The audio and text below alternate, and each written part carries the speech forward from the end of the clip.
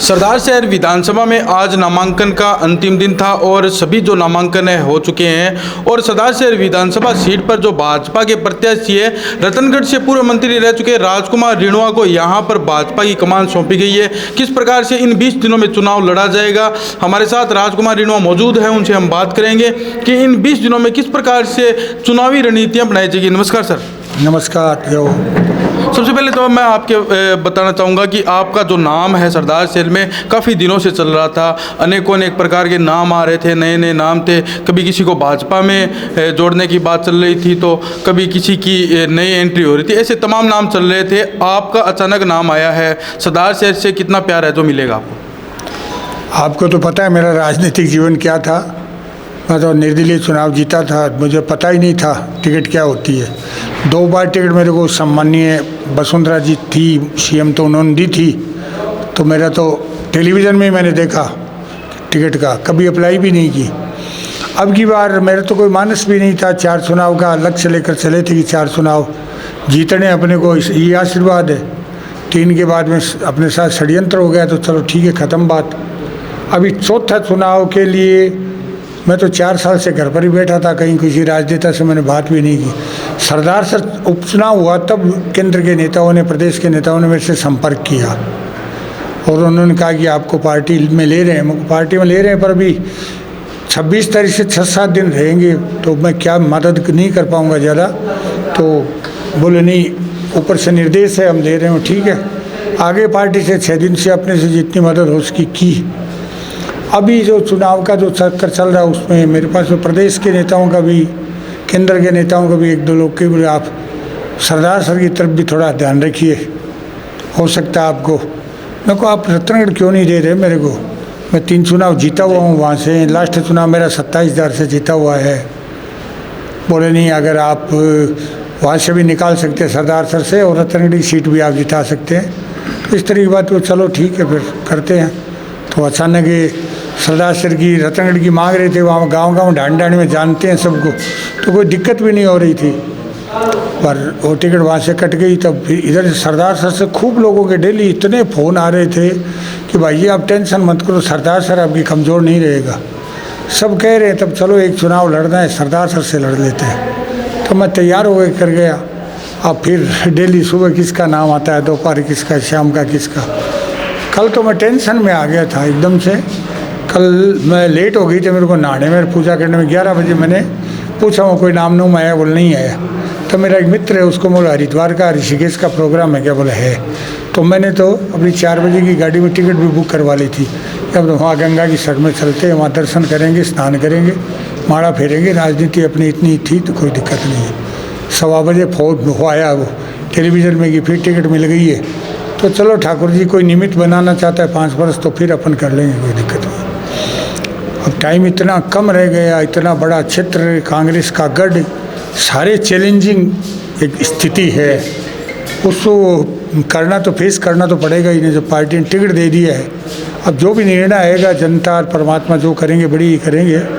तो अपने सर जो भाजपा में पूर्व विधायक थे सरदार शहर के, वो आपके सामने विपक्ष में खड़े हो गए हैं। यहाँ के सभापति थे कांग्रेस के, उनका निर्दलीय पर्चा भी आज भराया गया है। तो किस प्रकार से चुनौतियाँ रहेगी, क्योंकि भाजपा की रणनीति उनके हाथ में थी? हमें तो लगता है एक दफ़ा हो सकता है किसी दूसरे को मिलती है, तो सब जगह स्वाभाविक रूप होता है, मानवीय स्वभाव होता है थोड़ी बहुत नाराज़गी का। 2-3 दिन में नॉर्मल हो जाएगा, हमें तो कुछ ऐसा नहीं लगता कर सकता।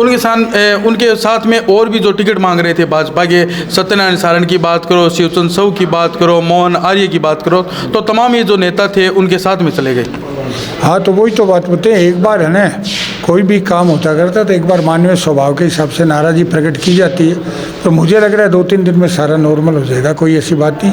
परिवार के ही लोग हैं, कोई खास बात वाली बात नहीं है। मैंने उनको फ़ोन भी किया था, उन्होंने कहा हम कार्यकर्ताओं से पूछ लेते हैं, कार्यकर्ता अगर यस कह देंगे तो हम आ जाएंगे। सर आपको बाहरी उम्मीदवार की ओर से देखा जाता है, जनता की बात नहीं करेंगे, बात करेंगे कार्यकर्ताओं की। कार्यकर्ता आपको बाहरी उम्मीदवार देख रहे हैं? अब बारी उम्मीदवार कैसे देखते पता नहीं है, मैं तो ये शब्द है नहीं, यही सुनने में आ रहा है मेरे को। मैं तो जिस कल्चर में रहा हूँ वहाँ पर बारी शब्द है नहीं, क्योंकि मेरे यहाँ तो 5 चुनाव तो नागौर जिले के थे, भावड़ा जी वो लड़ कर गए हैं। 3 चुनाव वर्तमान के अंदर में जो अभिनेश महर्षि वो सीकर जिले का है वो है, 2 चुनाव जीतिए, लड़ लिए। फूसाराम जी गोदारा सुजानगढ़ के थे, एक भंवरलाल जी थे वो सालासर के थे, उसके पहले 2 आनंद मंगल मिश्र था वो सुजानगढ़ का। तो हमारे तो यहाँ मैं और एक बार पंडित जी, हम लोग इन वहाँ के लोकल लोग लड़े, बाकी बारी बार से आ रहे। हमारे तो इस तरह की कोई बात नहीं होती। और जहाँ तक बारी का सवाल है तो यहाँ पर कम से कम भी ये जो 11 पंचायतें हैं, 40,000 से ऊपर वोट है, वो रतनगढ़ तहसील के ही हैं। तो बारी का तो कोई मतलब ही नहीं होता करता है। हमारे भारतवर्ष में तो इस तरह का कोई है ही नहीं कि प्राय, मैं बताऊं तो प्राय कौन सा कैंडिडेट किसको कहाँ से देते, ये सब बहानेबाजी की बात है। मैंने 15 वर्ष का जो कार्य करता वो मेरा इतिहास देखेंगे, वहाँ रामराज रखा है। मैंने ऐसा कोई काम नहीं छोड़ा क्षेत्र का जो बाकी रखा है। सर 20 दिन का समय बचा है, जनसंपर्क भी करना है ग्रामीण क्षेत्रों में। कब से ग्रामीण क्षेत्रों में जनसंपर्क करने के लिए जाओगे और कौन से एरिया से और कौन से क्षेत्र से चुनोगे? कल का दिन है, मंगलवार है, तो कल यहाँ लोकल जो लोगों से कुछ लोगों से मिलने का वो मिल लेंगे। और परसों से हम कल सारा का सारा कौन से गाँवों में दौरा शुरू करना है। लगभग हमारा 12 दिन का 13 दिन का दौरा हम करेंगे। 2 दिन दिवाली की छुट्टी रखेंगे, करेंगे तो जनसंपर्क व्यक्तिगत कर लेंगे।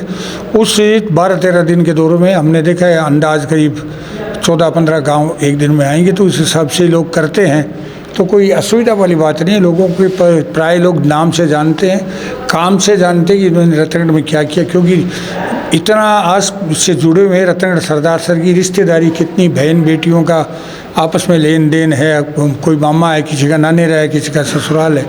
तो कोई ज़्यादातर लोगों से बात होती है, बोले सब जितने कोई हज़ारों लोग अभी तक बताएं, हमने अपने ससुराल वालों से बात की थी, ननिहाल वालों से बात की, सब बोले उनको भेजो तो सही आप, कोई टेंशन की ज़रूरत नहीं। आगे हूँ मैं तो किसी का बुरा तो किया नहीं हूँ, कभी किसी के आँख में डाला हुआ लड़का नहीं हूँ, मैंने तो किसी का बुरा सोचा नहीं है। तो ठाकुर जी मेरा बुरा नहीं करेगा, बहुत शानदार जीत दिलाएगा। मैं आज आपको कहता हूँ, आप 3 तारीख को देखिएगा। सर मुद्दे क्या रहेंगे, क्योंकि 20 दिन बचा है, सरदार शहर के जो मुद्दे हैं उनको ग्रामीण क्षेत्रों में ले जाना है, क्या कुछ रहेगा? मुद्दे तो यहाँ की समस्या मैंने तो बिजली की समझते हैं। मैं तो खुद किसान हूँ, मेरे तो माँ की जिस दिन डेथ हुई थी ना, उस दिन भी खेत जाकर आई थी वो। तो मैं तो किसान हूँ, जानता हूँ किसान की कितनी समस्याएं रहती है।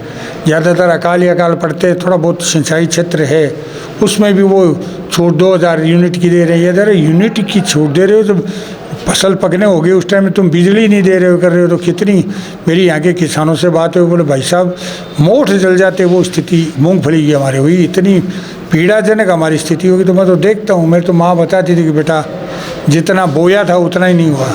तो ये बहुत एक टेंशन वाली बात है। तो जो मुद्दे हैं, बिजली के मुद्दे हैं, उसके बाद में एक नहर का भी उधर चल रहा है। तो अभी तो चुनावी टाइम है, तो कागजों में घोषणा हो रही है, पता है सरकार तो दोबारा आनी नहीं है। तो कम से कम जितना कर सके बोल दो, बोलने से क्या फ़र्क पड़ता है। हमें धरातल में काम करना है, जो भी समस्याएं हैं, जो मुद्दे हैं, उनका सोल्यूशन करना है। जहाँ भी रहे हम तो जहाँ जहाँ की हम MLA रतनगढ़ के रहे, वहाँ का समस्याओं का समाधान ही नहीं किया है।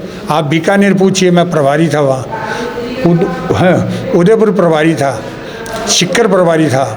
उस टाइम आपके जैसे मीडिया के महानुभाव आए थे, बोले हमारे बीकानेर की ये 16 समस्या है।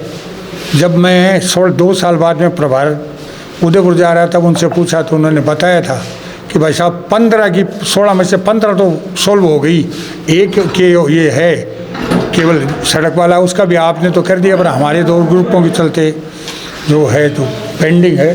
तो कोई बात को नहीं, जितने भी अपने जहाँ गए अपने पास में साथ में दैविक शक्ति चलती है, सारे काम अपने होते हैं, ठाकुर जी करवाएगा। सर एक अंतिम सवाल, आपकी जो टिकट थी रतनगढ़ से लगभग कन्फर्म मानी जा रही थी और अचानक आपकी जो टिकट है काट दी गई। पिछली बार भी यही हुआ, इस बार भी यही हुआ, और फिर आपका जो क्षेत्र है अवनेश महर्षि को दे दिया गया। तो वहाँ पर जब उनकी टिकट कन्फर्म हुई तो वहाँ पर अवनेश महर्षि का विरोध हो गया और ऐसे कयास लगाए जा रहे थे कि अगर राजकुमार रिणवा को सरदार शहर विधानसभा से अगर प्रत्याशी बनाया जाता है भाजपा का, तो रतनगढ़ की सीट है जो आपको यहाँ देने से जीते, ऐसा था कुछ? मुझे कुछ लोगों से जुड़े हुए तो रहते ही हैं। पार्टी तो पार्टी और राष्ट्र तो प्राथमिक है ही सब चीज़ों में।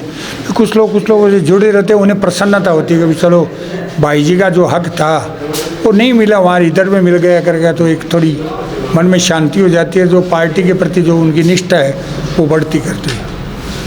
तो राजकुमार रिणवा अब परसों से अपना जो ग्रामीण जनसंपर्क है शुरू करेंगे और यहाँ पर इनके सामने चुनौतियाँ ही चुनौतियाँ हैं, क्योंकि अपना जो गृह क्षेत्र छोड़कर पास ही सरदार शहर विधानसभा में चुनाव लड़ रहे हैं। आप हमारे साथ बने रहिए, हम आपको नियमित रूप से कवरेज दिखाते रहेंगे। धन्यवाद।